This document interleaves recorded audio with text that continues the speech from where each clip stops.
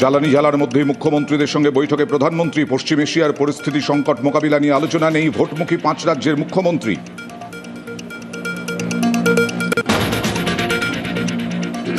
জ্বালানি সংকটে লকডাউন আশঙ্কা খারিজ কেন্দ্রীয় অর্থমন্ত্রী। তাহলে কি পেট্রোল ডিজেলের রেশনিং দীর্ঘমেয়াদী যোগান বজায় জোরালো সম্ভাবনা মত বিশেষজ্ঞদের।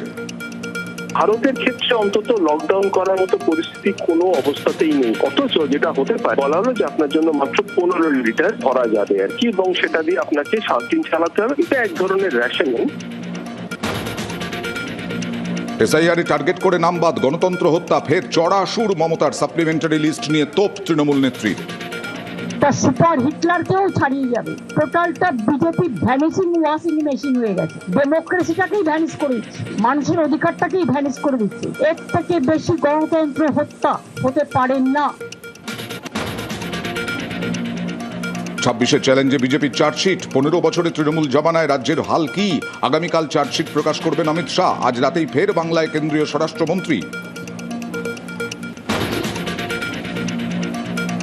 ভোট ঘোষণার 12 দিন পার। প্রার্থী তালিকার পরে কোমর বেঁধে ময়দানে সব দল, ব্যতিক্রম একমাত্র কংগ্রেস। এখনো বেরোলো না ক্যান্ডিডেট লিস্টই। নাম ঘোষণার আগেই কয়েকটি জায়গায় শুরু প্রচার।